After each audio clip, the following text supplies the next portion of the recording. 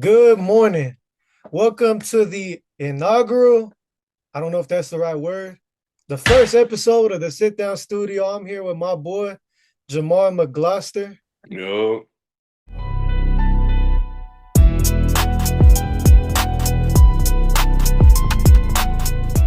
He played football in Canada. Tell him what position you play, man. He played for the Montreal Alouettes. I play offensive tackle. I mostly play right, but I could play both positions. You know what I'm saying? I'm versatile. Yeah, I played for the Alouettes. Been there for 4 years. Before that, I was in the league for a little bit. So yeah, just enjoying this journey. And, got to keep balling. Number 61, man. What made you pick 61? To be honest, when I came to the Alouettes, it was the only number that was no, that they gave it to me and I just never changed it, and then I had like a good year with it. So I'm like, no, I can't change it now. I got to keep it. So I just kept it. Because, like in basketball, so I'm pretty sure you heard this before, but when it comes to like basketball numbers, someone will pick five, they'll pick 11, they'll pick 12.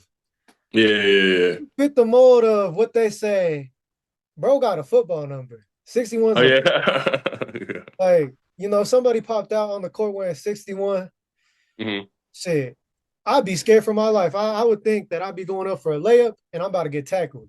So, what got you into football? What was your childhood like? Like, who put the pill in, Um, man? Like, when so you play your first. first, first, I was a basketball player. You know what I'm saying? I didn't really start playing sports till I was older. Like my later in my life, like in my childhood. Um, Beginning of my childhood, I was really just, a little chubby kid that was in the video games and stuff like that. So I didn't really go outside. I wasn't one of them kids. And then, yeah, as I got older, I got taller. Feet kept growing, everything. And then, when I got to middle school, I was just like, let me try basketball. And I enjoyed playing pickup basketball, but before school and after school, and it's just one of them things that just stuck with me. And then tried out for the team, made the team, and I was decent. I wasn't the thing was I wasn't good on offense, but defense, blocking everything, I'm getting every rebound. So um yeah, middle school was when it really started, and then just kept it going. My eighth grade year ended up going to like camp. I got seen by one of like the I guess one of the best basketball coaches probably in his lifetime, you know what I'm saying? High school basketball coaches, Coach Bob Hurley. Uh Um, he heard about me and ended up going to a camp. I think it was the Poconos camp, if I believe. Like my eighth grade year, I went to like a 5-star too. Got best rebounder. Like I was getting there. Offensive games improving a little bit, and then yeah, I ended up getting uh, a little partial scholarship to go to St. Anthony's to play for Coach Hurley. So um, it was new because I had to wake up every morning early, take a train. Um, to school because I lived at Hillside. The school was in Jersey City, so I had to wake up every morning, take a train. And it was a Catholic school. I knew nothing at that time. I know nothing about being Catholic and stuff like that. But I was just like, I go there and they, I'm come here to play basketball. Small school, like 248 kids, like 50 kids in my class, like in my like, the whole freshman class and sophomore as we went on and on. Um and it was a cool school, man. We had kids from all over. Actually my boy that I'm like this with to this day, I'm at his house right now. We met in high school. He used to travel from Philly to Jersey City every day to come play basketball for for Coach Hurley. So that's how much Coach Hurley influenced like East Coast basketball. You know what I'm saying? And now his sons are killing it. I think Danny is UConn's men's basketball head coach, and his other son Bobby Hurley is Arizona State's head basketball coach. So everybody wanted to play for Coach Hurley. So Yeah, I was playing basketball my 4 years in high school. I played with some dudes. Kyle Anderson. You know, a lot of people know him, Slow Mo, and I played a lot of good dudes, man. A lot of good dudes throughout my career. A lot of them overseas. A lot of them doing their own thing. A lot of them coaching. My boy now, he's a basketball trainer, so a lot of them doing good things in life. Because Coach Hurley, it wasn't always about basketball. It was about uh, making great men in the future. That was something he was big on. Um, so a lot of us doing great things in life, and then it was my senior year. Well, actually, I tried to play football my junior year. Um, Went to a couple practices, couple games, and one practice I ended up like fracturing my kneecap in half. I tore my MCL, and that was it for for everything. Basketball, football, that was it. So it just took a long time to recover, almost like a year. My senior year, uh, didn't really do much. Then towards the end of my senior year, I'm taking a attendance to the office one morning, and the Syracuse line coach at the time was in the office. His name was Pat Perlis, and he sees me. He's like, "Oh, yo, what school you going to, man? You a big kid." I'm like, "I don't know. Probably go to JUCO. Try to get a basketball scholarship. I got hurt, kind of ruined everything." Um, he's like, let's exchange contacts, stuff like that. So end up exchanging contacts with him. I get a call like a month later. I'm at home, summer break now. I get a call. I'm at home playing the game. Hey, you want to come to Syracuse on a unofficial visit? We show you around the campus. You might be interested in walking on. So I'm okay, yeah. So me, my dad, my brother, we go up to Syracuse and we see the campus. I'm loving it. I'm like, wow, this is cool. I've never seen a college campus before, so I'm like, oh, this is dope and everything. And then at the end, he takes us into, I meet the head coach. He takes us into the office. They're talking to me and my fam, and then the head coach goes, we don't usually do this, but we want to offer Jamar a full scholarship. Teach him how to play offensive tackle. So before I could even say anything, my dad already accepted the offer. So so it was a crazy moment because like I really didn't know what I was getting myself into. Like I didn't know what just happened. It was like okay, like yeah, I'm about to come here. Like I just walked into a university, and next thing you know, I'm leaving with a full ride. I gotta be there in a week for summer training and stuff, and summer school and stuff. So yeah, a week later, I'm at Syracuse, and the career started and everything, and yeah, and then that's how the beginning of my football career started.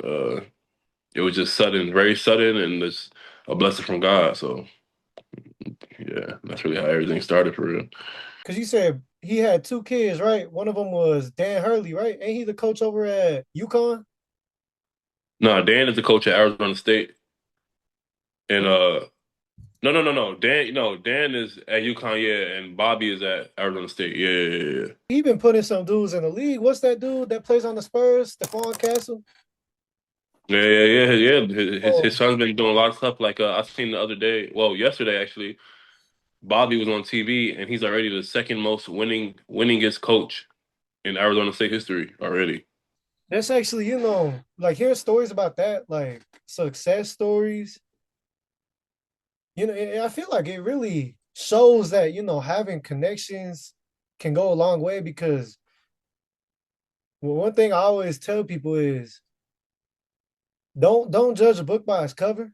Like especially like, Hmm. you've never met the person because you don't know who you Right. might know and it might be beneficial for you. You might be trying to achieve something and you might have just met person A that'll connect you to person B, C, D, E, and F and G. So Hmm. it's crazy how it's really a small world, dude. Um, but like in high school, did you ever have a chance to like play AAU or anything like that? Oh yeah, for sure. I played AAU. I played AAU. Um, I went to some camps and stuff. My AAU team was called PPY Elite. small little team out here in Jersey, up and coming. You know, coach was big into being gritty and what I'm saying, stuff like that. And I could have played for like my older brother was very very good in basketball. A couple state championships at Shabazz. It's a public school out here in Newark, and he ended up going to Houston on a full scholarship. Um, but yeah, he was really known. But I could have played for the Players, which is a big time organization.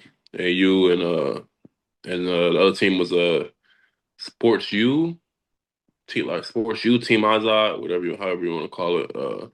Can play for them too, but I ended up staying and playing for PPY because I'm like, I was loyal to to where I came from first. So, but yeah, I've seen some dudes in that circuit, man. There was some, there was some dudes, and then around my time is when that whole like reclassing stuff started. Like dudes started reclassing just to reclass, and now they way older and they way better than everybody else. Like it started to get crazy in that circuit. But yeah, I played some guys. I'm trying to think of some dudes I've seen throughout my years in high school and AU.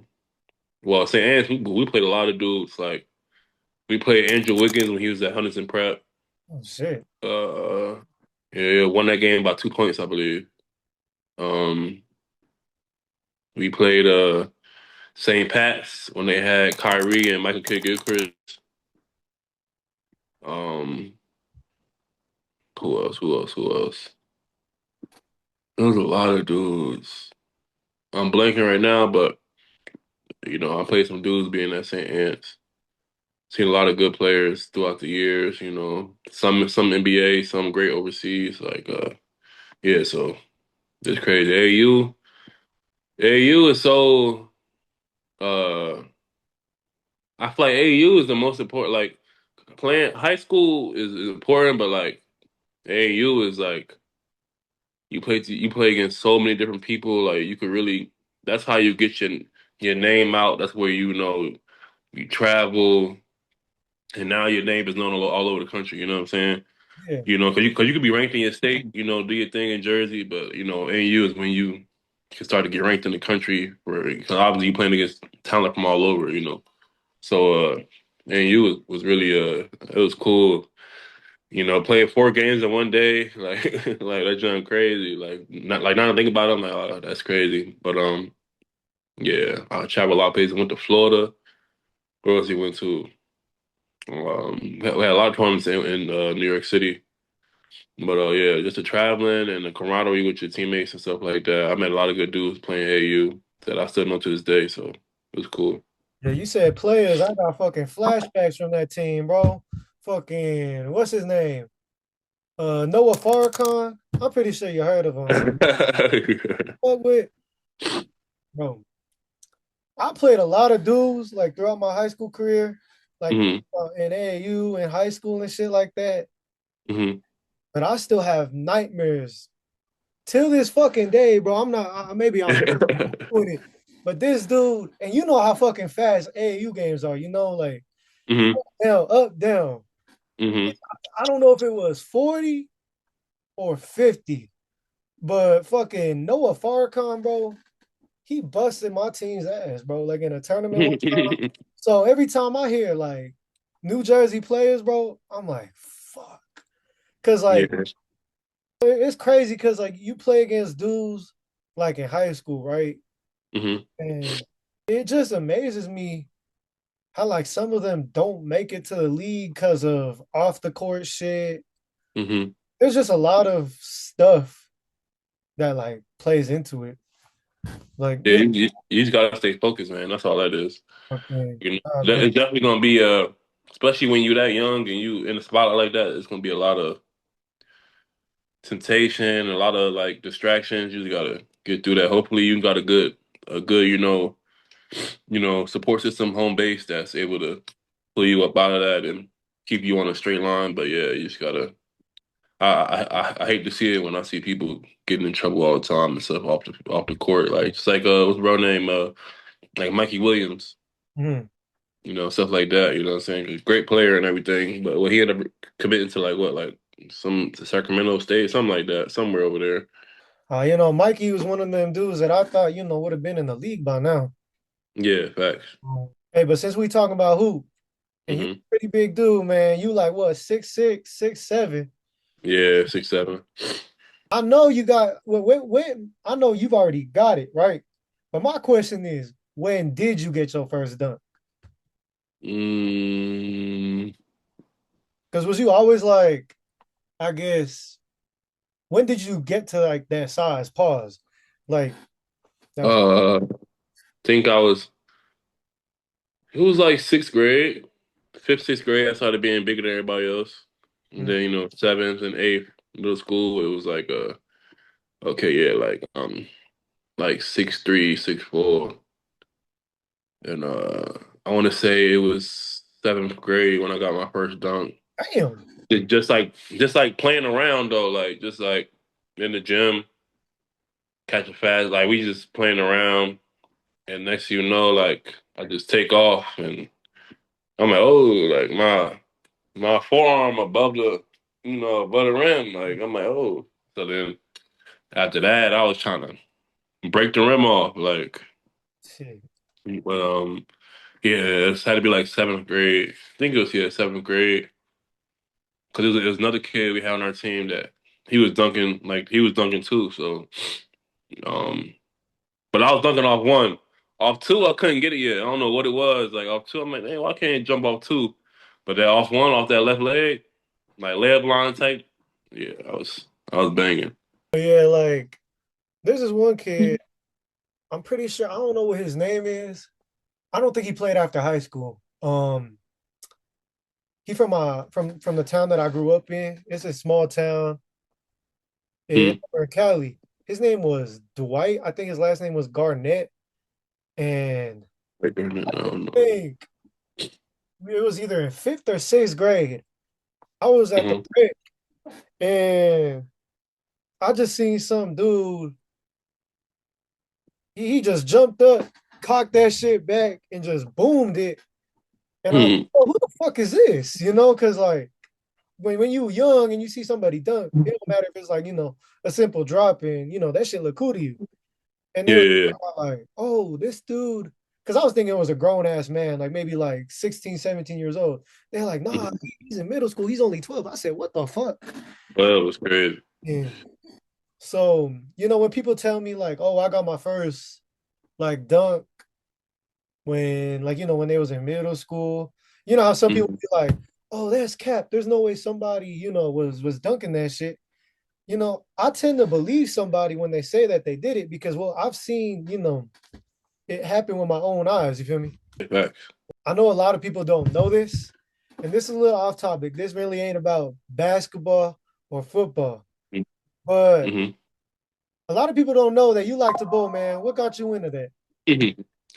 Uh, so growing up, when I was younger, like elementary school, uh, I think I stopped in middle school, but yeah, I used to bowl every weekend. I was in, a little league growing up. Me and my sister, my mom used to take us every weekend. It was something to do.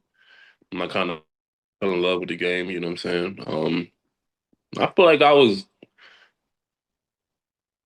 like above average. You know what I'm saying? I feel like I was like above average. Uh, yeah, it was cool, and yeah, like I'm like trying to remember. Like I had my own ball, I had gloves, I had shoes. Like I was like, you know what I'm saying. My ball had a little bit of like glitter on it, so I thought I was that dude. Like you know what I'm saying. And then yeah, man, it was just good times, and I just fell in love with it. And whenever I can now, like I love like hit my partners up like, yo, what's up, yo? You trying to go bowling? You trying to do this? You know what I'm saying? You trying to hit the arcade, go bowling or something afterwards? Like little stuff like that. So yeah, bowling's like my thing, man. I love to do it. So actually, when you talk about bowling, when we talk about bowling, it's actually kind of funny to me because I was fucking ass at bowling. Hmm. There was one point I had to put the ramps up. I had to, and even with the ramps, I still couldn't knock the shits down. I even tried putting, that little big ass dinosaur thing that most bowling places have. that you could just, put right there in the middle. Place the ball on the roll down. Yeah, yeah. Yeah.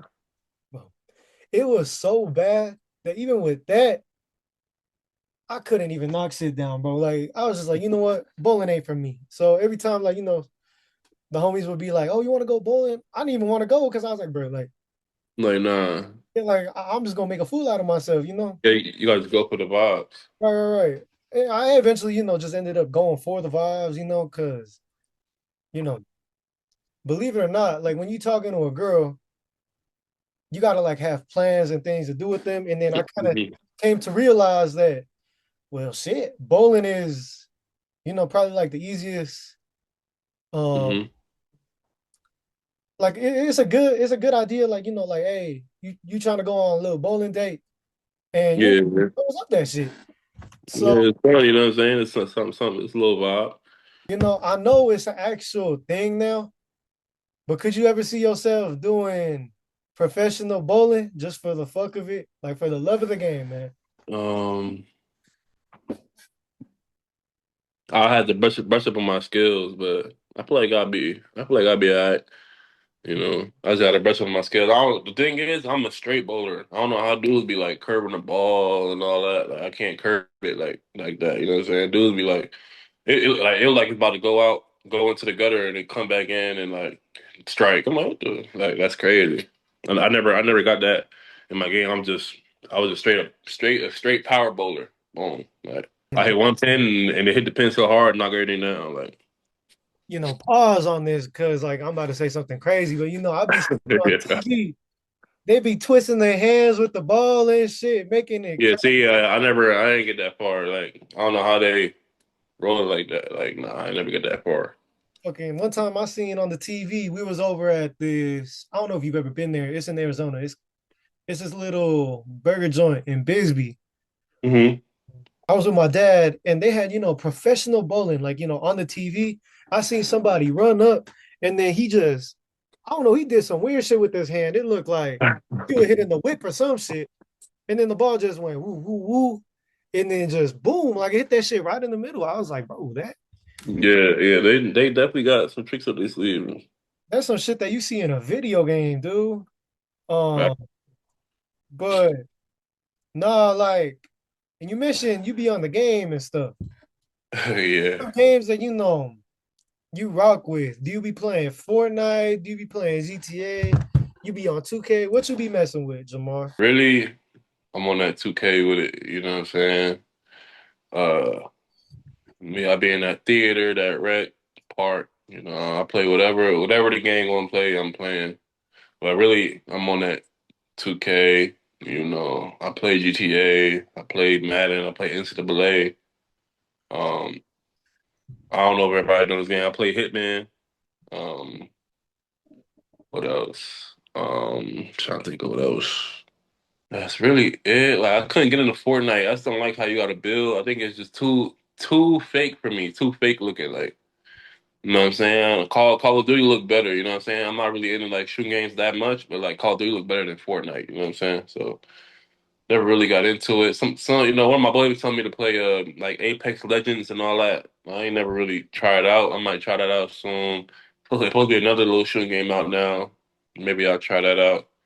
But most of the time on that 2K, 99, I got a big man, 6'11", 230, 236, you know what I'm saying? Bounce, do it all, you know what I'm saying? Shoot the three. So yeah, that's what I really be on.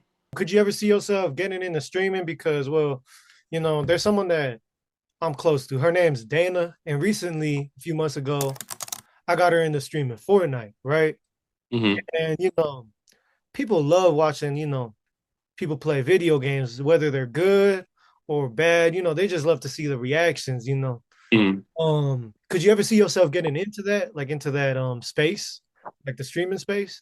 I think I could do it. You know what I'm saying? I think I could do it. I think I got the right personality for it. Um, I feel like people would tune in, especially some of my teammates and stuff like that. My boys, they would definitely tune in because they know it'd be fun to watch. So Also, too, um, so was Q's the only place that you had an O from? Yeah, I had no offers from nobody. I said I was just taking attendance to the office one day, and that's how it happened. Yeah, because I was thinking about that, right? Like while we was talking, and then it's kind of crazy to me. Like you could just have, there's some athletes with shit ton of offers.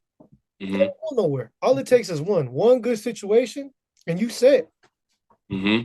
And you know, I know you right now. You with the Montreal Alouettes, Hmm. but how did you get there? Like, I know you played in the NFL for a little bit, but tell me about how all that went. Because I know you played with the Niners, the Raiders too, right? Hmm. So tell me a little bit about that. So coming out of Cuse, I went undrafted to the 49ers.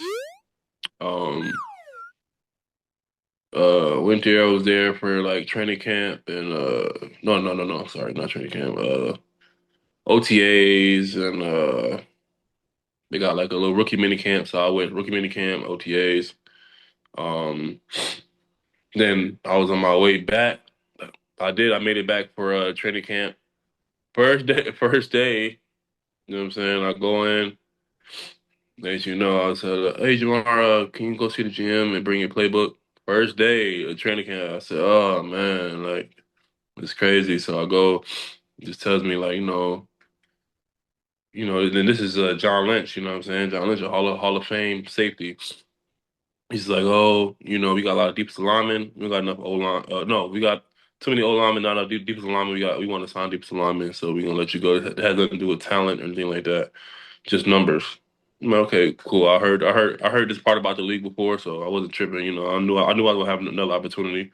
So I started flying back.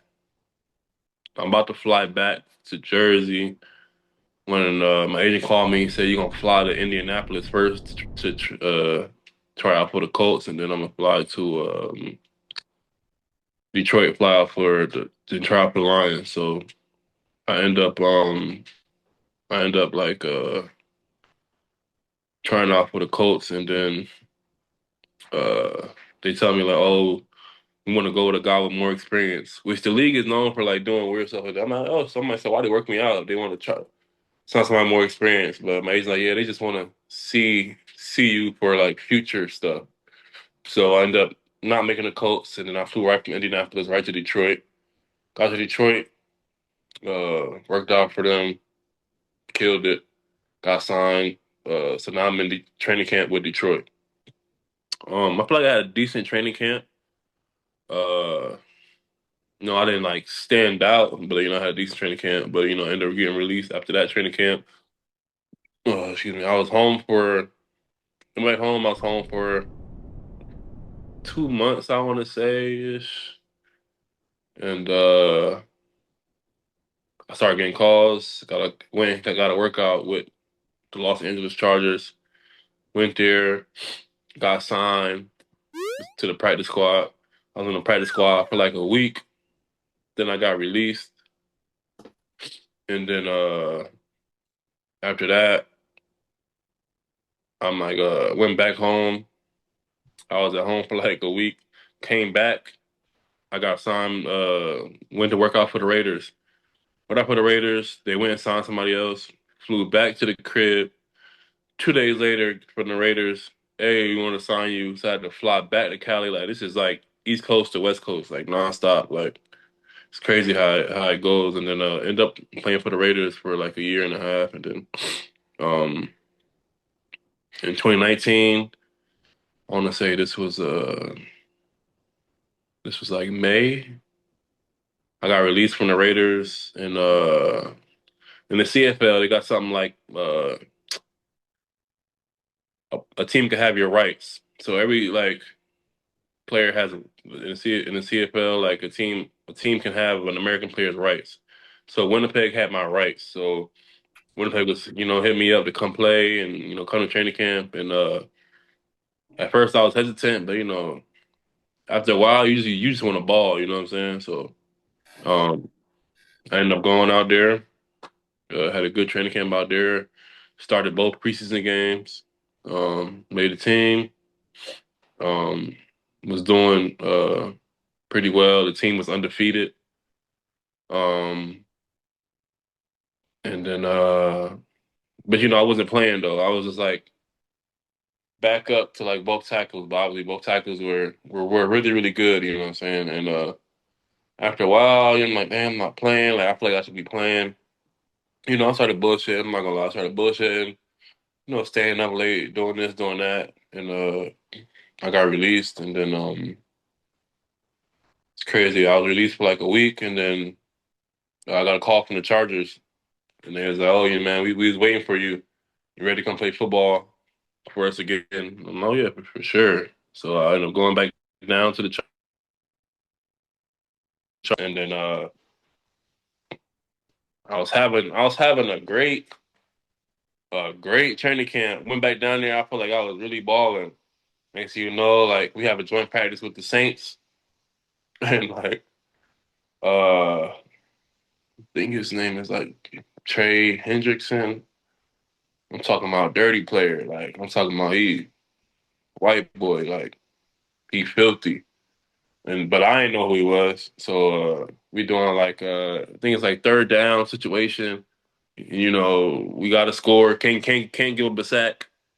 And like bro did me filthy. Straight inside spin. Like couldn't even put my hands on bro. Like it was just I'm looking and he already behind me. Like and that happened like twice. The next thing you know, next play he faked the inside spin. Now he outside spinning. Like I was just looking crazy for like the last 3 reps. And then they kind of messed up my confidence, and so we went into the game. I had to block him. I was nervous, so obviously, I gave up like 2 pressures to him, and I think that would kind of mess me up for making that team. And yeah, it was a cool experience, being able to come back, And I remember talking to Anthony Lynn, who was the head coach at the time, and he's like, you're a good player, but you need more experience, because I only played in college, so I only had that 4 years of experience. So he's like, you need more experience. He's like, CFL wouldn't be a bad decision for you if you get that opportunity. Um, he said, you're a good player, you're young, you're athletic, you should, look into it. So he basically told me that CFL would be good for me. Even though I had just came back from there, he's saying it'll be good for me just to gain some experience, gain some knowledge of the game, go against some good talent. I kind of went home for a little bit, and I was really thinking about it, man. I'm just like, what do I want to do? Because I was getting hit up. I was getting hit up from Ottawa at the time, but I just wasn't sure if I wanted to pull that trigger on going back to the CFL. I was like, let me wait out for somebody at the NFL to offer me. Wait, wait, wait, wait, wait. No call. So, um, towards the end of the year, I ended up signing with Ottawa for the upcoming year. Um, but that year COVID happened, so our whole entire season got canceled. So no games, no nothing. So for a year, I had to figure out like what I'm gonna do. Like, I can't just train. You know what I'm saying? Like, I got to do something. I got to find work. So said I was Amazon delivery guy. People looking at me crazy. Like, what is this 6'7" dude doing delivering my packages? I'm opening Six, seven, the. six, You seven, feel me? They're like, six, seven. what is he doing delivering my packages? Like, I'm opening the door. People like, whoa, like, okay, like, what I'm saying? I'm like, yeah, man, you got to get it how I live. So, um, I was doing that. I was training kids at the same time, teaching them football skills, stuff like that. So I was really grinding for that whole COVID, you know what I'm saying? And then after that, when 2021 came back, I ended up going to Ottawa, and I played in Ottawa for a year. Then after that, I ended up 22. That's when I started in Montreal, and been in Montreal ever since. Man, it was a blessing. So Ring season. you Ring feel me? season. You feel Hey, me? tell me about that. What was it like, dude? Um, yeah, it was crazy. I'm not gonna lie. It was an emotional roller coaster because I started out beginning of the year. I wasn't starting. I was on practice squad. Um, just waiting for opportunity, and then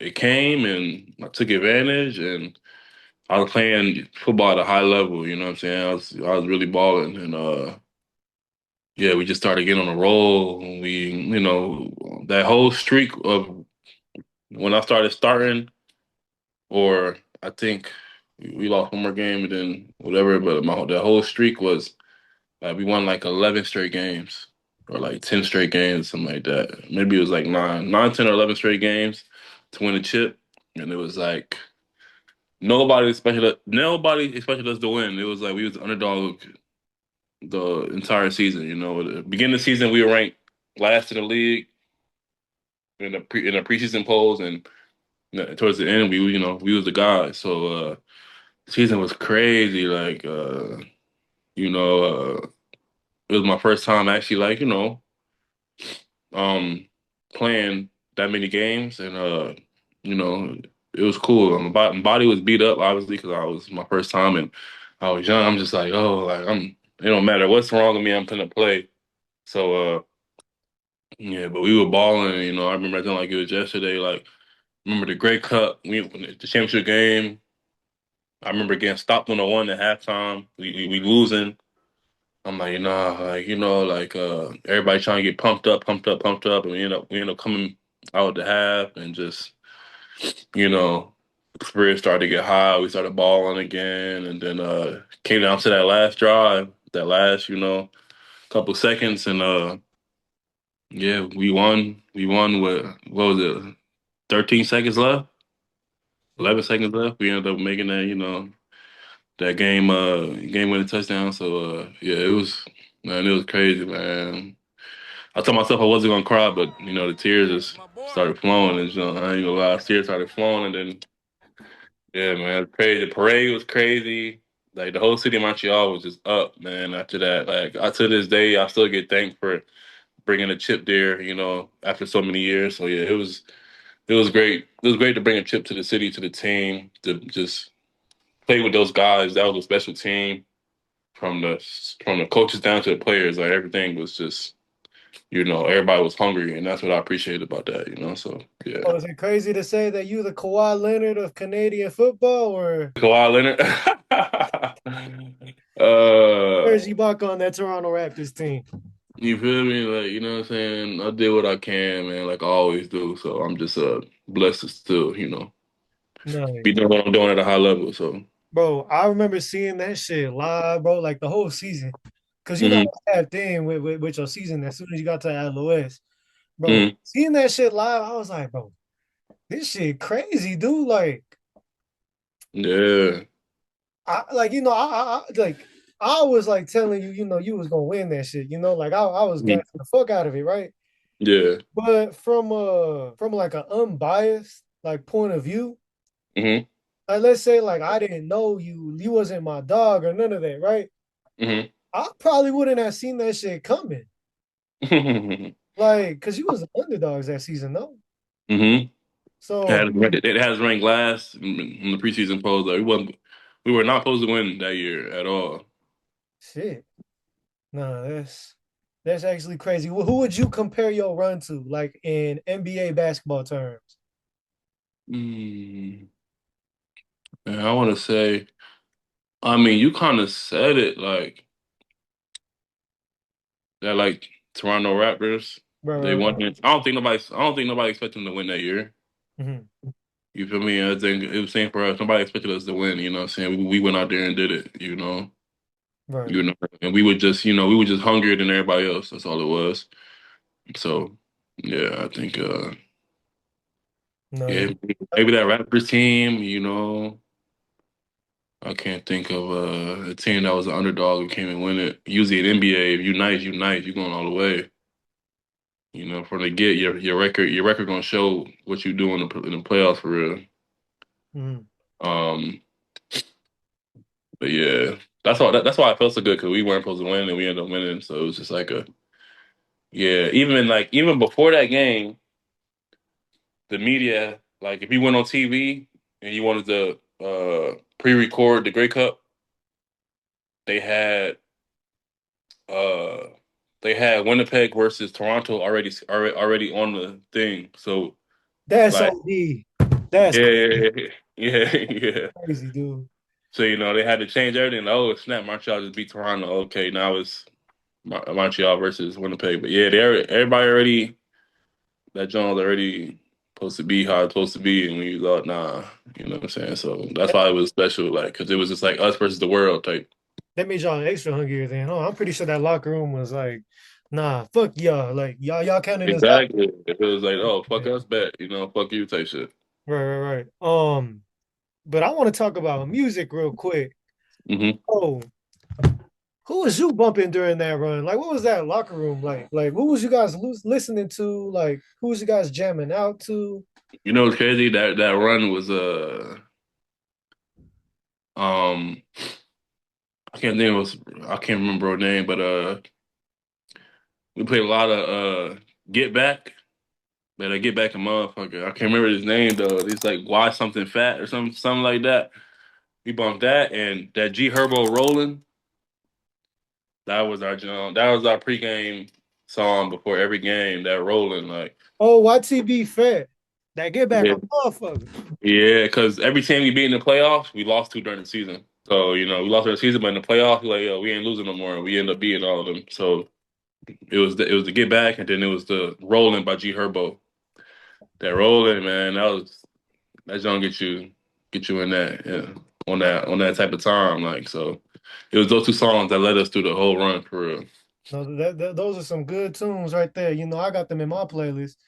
Facts. Um, but who do you be listening to in the off season? Like, do you have like a specific genre? I like it all, man. From like rap, R&B, yeah, hip hop, like it all. At nighttime I like my, you know what I'm saying, like my R&B, my little bit of slow tunes, and then this throughout the day, my playlist is just like all over the place. I'll go all through it. It'll be trap one song, then the next song will be freaking like Drake, Party Next Door or something like that. Like, so yeah, my music all over the place, man. I'm not gonna lie. I Yeah, like it all. I like it all. since we in the off season right now, Hmm. what's your routine like? You know, what's the day to day? Tell the people what a day in the life of Jamar McGloster would be like. Right now, I've been getting up 4 a.m. Uh, going to work out at the gym. Um, it was, it's I started the week off strong, but slowly it started to get to, what I'm saying, waking up that early. But I also like just getting everything out the way. My boy, who's basketball trainer, he been getting me right. He took on the role of being my trainer for the off season. So um, just everything he's been doing, he been, you're right. He been doing for me. So we've been getting up at 4, at the gym by 5. Just working. And also I just started working with another trainer. So now I'm starting to kind of do 2 days almost. So it's rough, but you know what I'm saying. I'm getting through it. I feel the results in my body. I'm starting to feel better. Um, so yeah, it's going, man. I feel like this year gonna be a good year. It's gonna be a good man. Where's a powerful? So if you Oh say yeah, it's gonna be a good year, it's gonna be a good year. I promise you that. But see, I'm a big back man. So yeah. I feel like it's only right that I ask this because I feel like I eat a lot. I'm always hungry. Shit. What are some good foods out there? Like, well, what do you be eating during the off season? Is there any like new foods that you've tried out there? Or like do they be cooking the food differently over there? So I mean, right now I'm in Jersey, but Canada. When I first went to Canada, it was they known for their poutine. The fries with the gravy type. That's what they known for. At first, I didn't really want to try it, but then I'm like, let me try it one day. It's decent, so especially when you get the toppings, you can get cheeseburger top and whatever type of meat you want on top. Pause. Um, like cheese and all that. Like, you know what I'm saying? It's good. It's decent. And then up there, like there's certain their food is cleaner because it's certain ingredients that the U.S.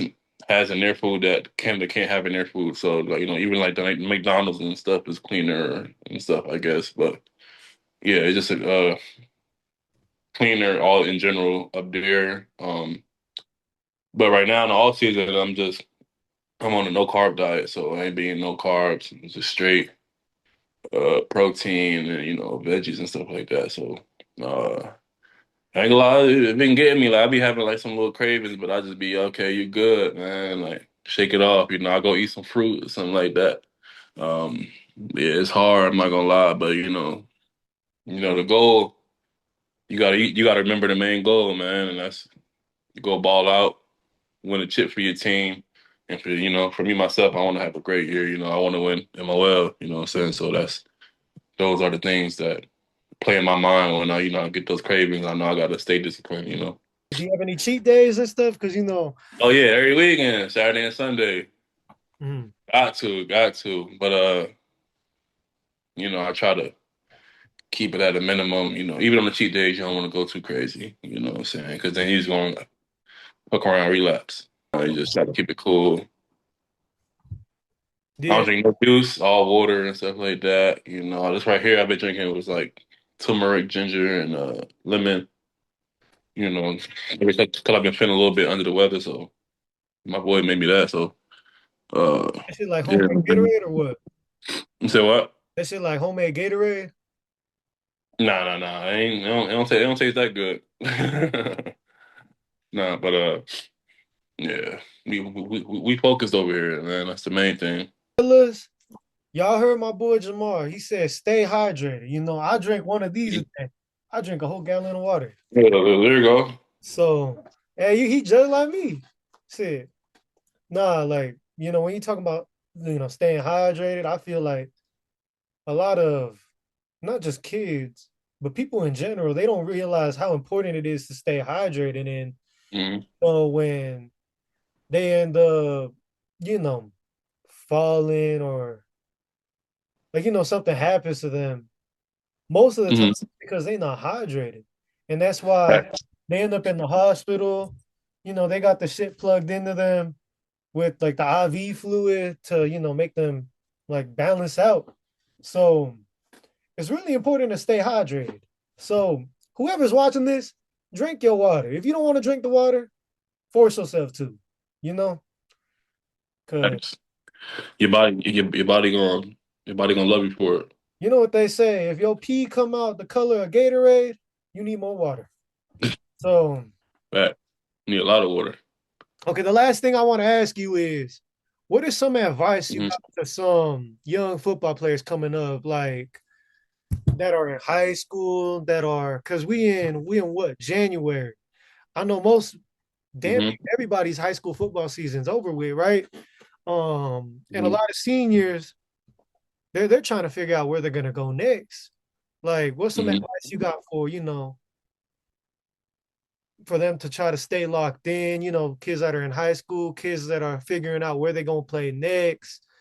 When it comes to like picking a school, um, Hmm. there's this one saying: "Go where you're celebrated, not where you're tolerated." You want to go where you're loved, where you're gonna, be appreciated, where you're gonna go in and pretty much damn near make an impact. You don't want to just Hmm. go into a situation just because it looks cool. So, what's some advice you got for the young football players? Um, for real, man, just trust the process. You know what I'm saying? Um, your journey not gonna be like everybody else's. Everybody's journey is different. You know what I'm saying? Sometimes some dudes know how to take that longer route to get to where they want to be. You know what I'm saying? Some dudes gonna go straight there. Like, you never compare yourself to the next man. You just keep grinding. You keep trusting the process. That's the main thing. You control what you can control. You know what I'm saying? It's a lot of stuff you can't control, but it's a lot of things you can control. So, you know what I'm saying? You can control showing up every day, being consistent. You control that, you know what I'm saying? So, um, yeah, just control that, man, and just keep working. You're gonna have ups and downs. When you have your downs, man, you just gotta keep going. I had a lot of ups and downs throughout my process, throughout my journey, and it kind of pushed me to keep doing better. I've had a great support system throughout my life, with my friends, my family. A lot of people support me, to this day. See I'm at my boy house right now. His family, you know, they treat me like I'm one of theirs. You know what I'm saying? So, uh, You just gotta keep grinding and keep showing up for yourself and for the people around you. You know what I'm saying? Because at the end of the day, people watching. You know what I'm saying? Me, I'm big on trying to be a role model. So you know what I'm saying? Like I know kids looking at me. You know what I'm saying? People watching me. So yeah, I gotta show up every day. I gotta do it for me. I gotta do it for my family. So like I say, man, just control what you can control and trust the process. Keep grinding. Don't ever stop grinding. It's never over. Even when you think it's over, it's never over. You know what I'm saying? It ain't over till you say it's over. So yeah, that's really it. And also too, be careful about who you let, into your circle because Hmm. some people aren't looking out for your best interest. They're just looking out for themselves. They try to see what they can get from you. Yeah, But a lot of snakes in the grass too, man. So yeah, beware of that. You know what I'm saying? Never let a man know the next move. You just keep doing you.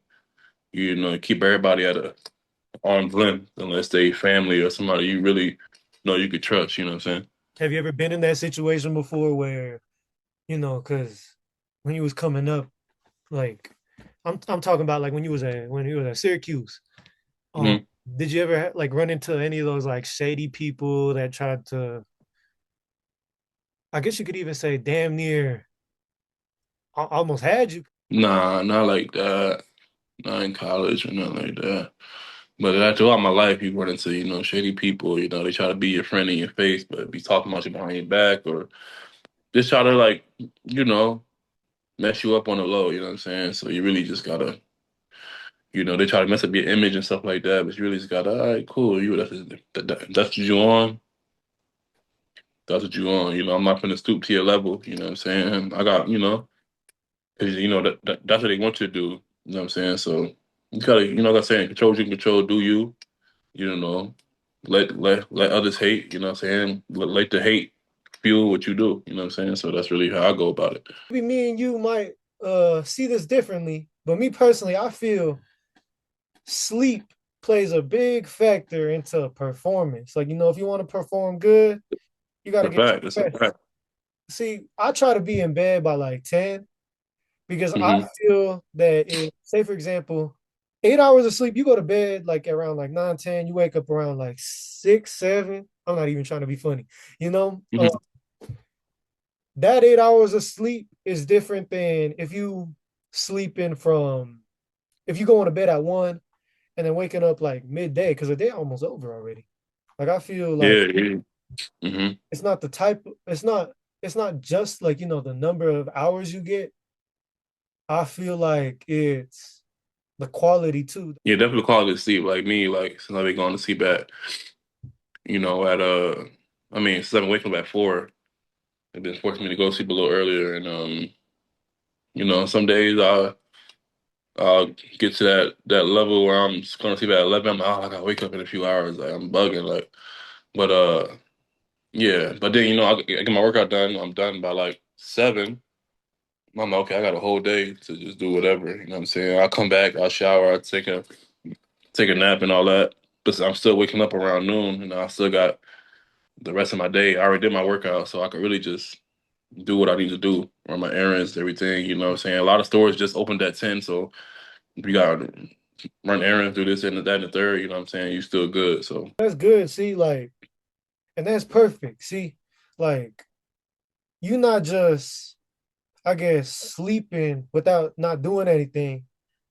Like it like, it's good to like get the sleep. And then if you want to take a nap, because you need that little extra energy boost, that's hmm perfect. But like some people, their sleep schedule's all fucked up. yeah, it's terrible. Yeah, yeah, terrible. I can't. I used to be like that, but I can't do that no more, man. I need that sleep, need that recovery. Was it hard to adjust? Yeah, because I don't know, for some reason when was younger and I used to try to go to sleep, I used to have like FOMO, like I'm gonna miss something. I'm Mm. like, I'm just going to sleep. Everybody's going to sleep too. Like, let me just go to sleep. What am I missing? Like, you know what I'm saying? Now I'm older, I'm like, yeah, nah, I need that sleep. Like, can't wait to lay down sometimes. I'm like, yeah, I need that. Because when you don't sleep good, you making yourself older. I don't know if you heard that before. Hmm. Like, so see, I don't think people want to die quicker than they should. Not at all. With that being said, that's the end of our little yap session, the little yapathon, sit down studio. I appreciate you for coming on here. Shit, I feel like I'm making history because somebody told me that I was gonna have one single person come on my podcast. So having my boy, having you come on first episode, shit, I already feel like right out the gate I'm proving people wrong. Oh Like, yeah, always, man. because it's crazy, dude. Cause I gotta go out and ask people like, hey, you want to come on my thing? Because you're trying to build it up. Nobody knows what Hmm. the sit down studio is yet, right? Um, Hmm. no, one time I went to go ask somebody, I was like, hey, like, can you come into my my podcast? That's all I said. Like, I'd love for you to come on my podcast. She started crashing out, talking about nobody wants to come on your dumb podcast. Da, da, da, da, da. I was like, damn, bro, like somebody woke up on the wrong side of bed. Like, I don't know. Yeah, it sucks. And it's like, it's kind of crazy to me because, I asked politely and it just, some people, you don't know what people are going through. Maybe she had a bad day. So I didn't really take it personally. It just really shocked me that some people can, you know, be aggressive, right? Like right off the rip, but that's the world we live in today, right? You're gonna have some haters for people that don't believe in you. As Right. long as you believe in you, and that's all that really matters, man. You gotta prove them wrong. But when she told me that, I ain't gonna hold you, Jamar. Like that gave me a little extra boost because Hmm. see, and I'm pretty sure it's the competitive side of me because all athletes have this. When somebody tells you you can't do shit, it just makes you want to like make the shit happen even more. So, Hmm. but with that being said, it's been real. We gonna have a part two. We gonna chop it up again. Oh yeah, for sure, for Like, sure. We definitely gonna run it back. there's a lot of things we didn't talk about, but on the first episode, I didn't want it to be something crazy, like like a 2 hour, 3 hour episode. I want it to be a little introduction, get this show on the road, and Hmm. shit. Give the people an introduction to my good friend Jamar McGloster, number 61, Montreal Alouettes. It's been real, everybody. Yes, sir. Yes, sir. Y'all stay up.